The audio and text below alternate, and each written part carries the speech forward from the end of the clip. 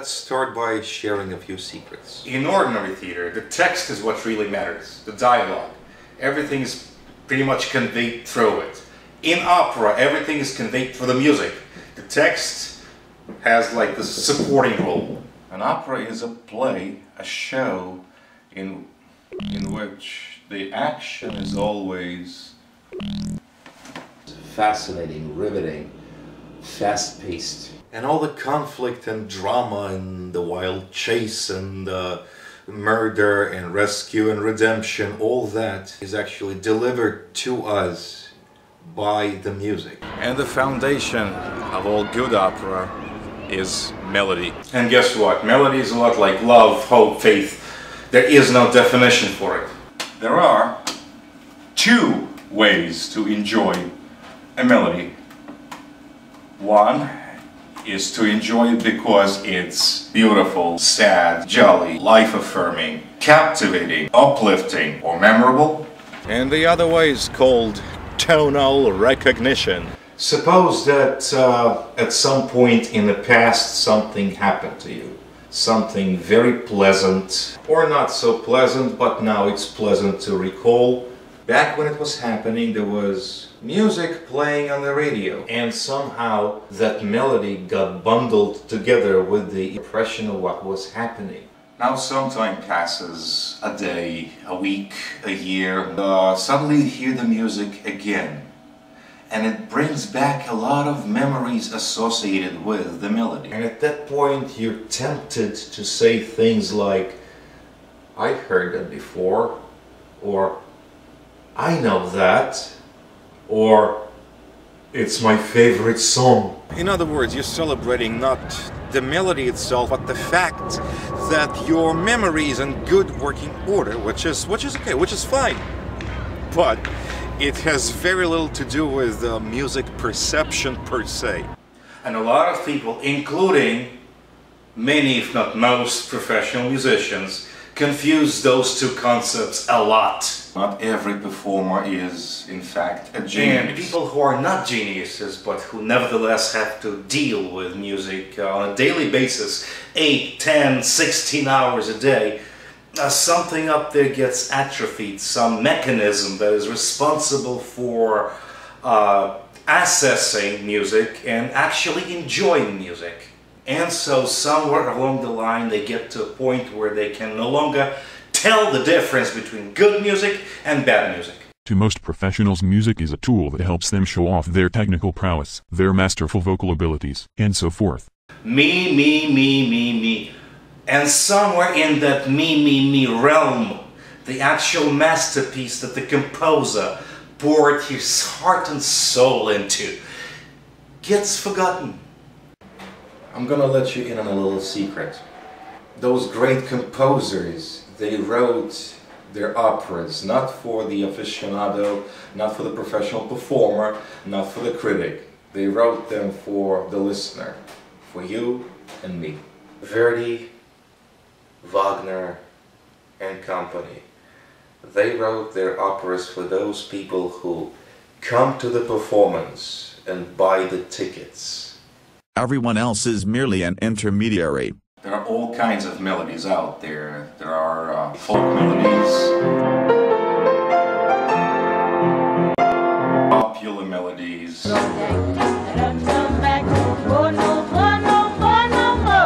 famous melodies. Danke schön, darling, danke schön. I love you, baby, and if it's quite alright, I need you, baby. And then there are opera melodies. Now, an opera melody is different from any other kind in that it is always charged with meaning. Everything that's going on the stage is embedded in the melody. The purpose of an opera melody is to touch those strings deep inside your soul, to pull you from your seat, to make you part of the action on the stage. Opera melodies convey to you, the listener, not just the character's feelings, but the action, the love, hatred, affection, conflict, as well as the physical action, as well as the setting. everything that you see on the stage is merely helping you to perceive the drama that is unfolding in the music. In order to write opera melodies, you have to be a genius. Now, many composers who wrote opera were not geniuses. That's why so many operas are actually boring. Boring operas get to be performed because to the aficionado, the opera nerd, music is so many nuts and bolts and rivets and brackets bound together by tonal recognition. Sad, isn't it?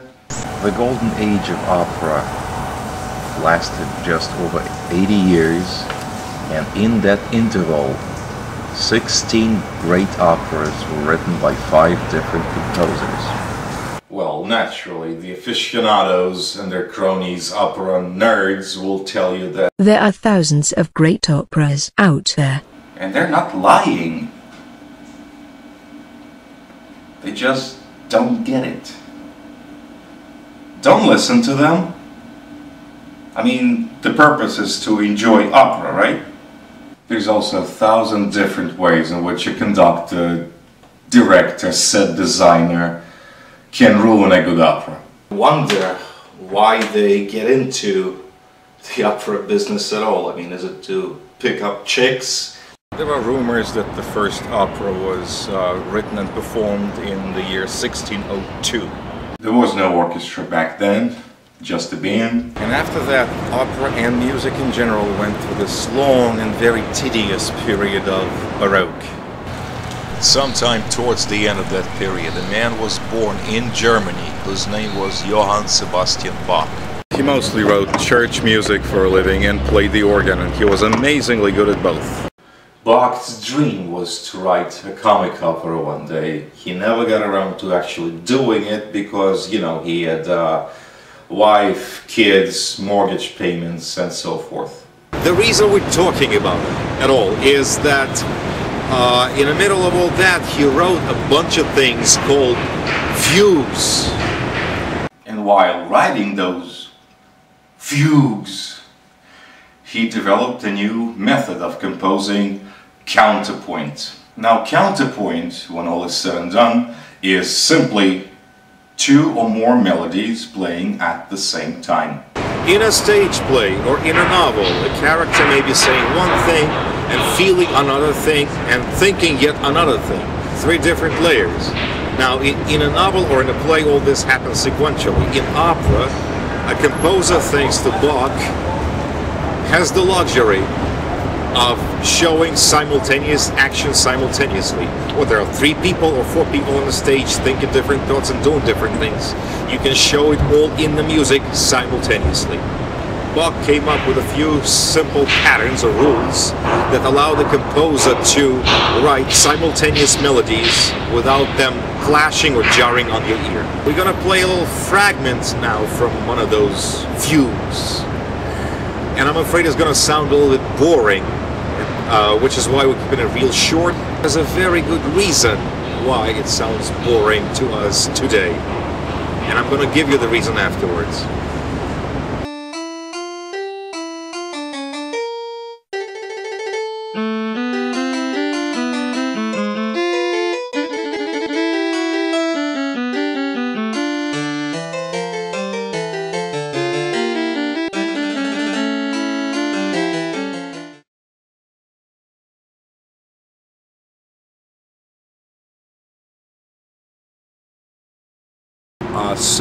What's counterpoint? 2 or more melodies playing at the same time. 2 or more melodies playing at the same time. 2 or more melodies playing at the same time. Now that counterpoint piece did sound a bit boring, didn't it?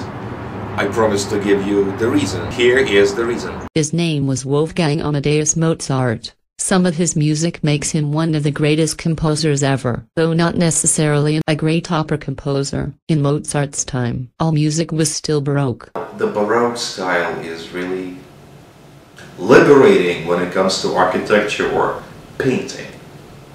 In music, though, it's pretty limiting.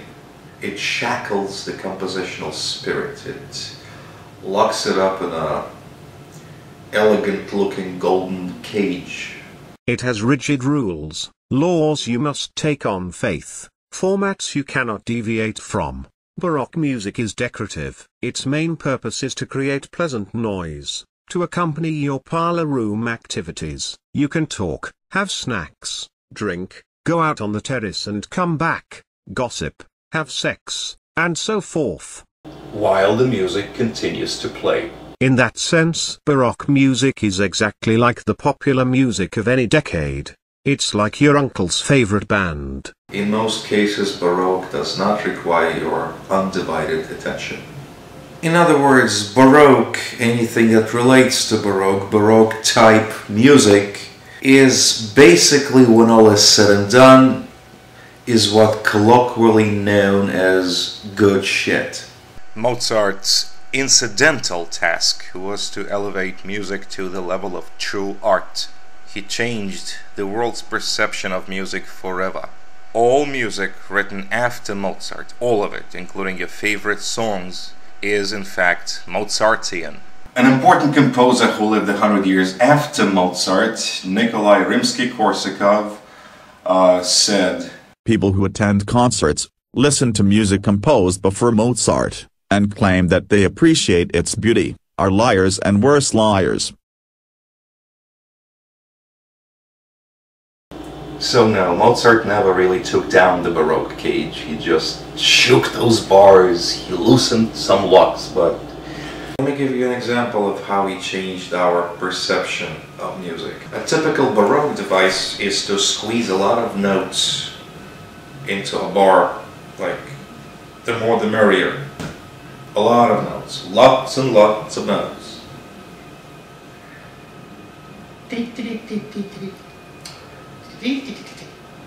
I'm gonna play one note at a time, a portion of Mozart's fairly famous aria from The Marriage of Figaro. Now here's what we hear in it, and thanks to Mozart we just edit out the rest.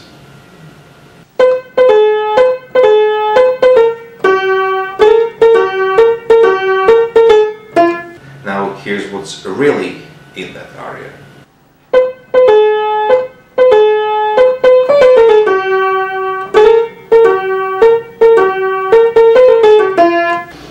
Why didn't he destroy the cage? Well, for one thing, he died young. And also he had distractions. He was very fond of good wine, loose women, shooting pool, and so forth. If we leave Mozart's global achievements aside and just look at his personal achievements, well, the biggest one would be that he was able to paint this with this. We're gonna get to the good stuff. Fascinating stuff.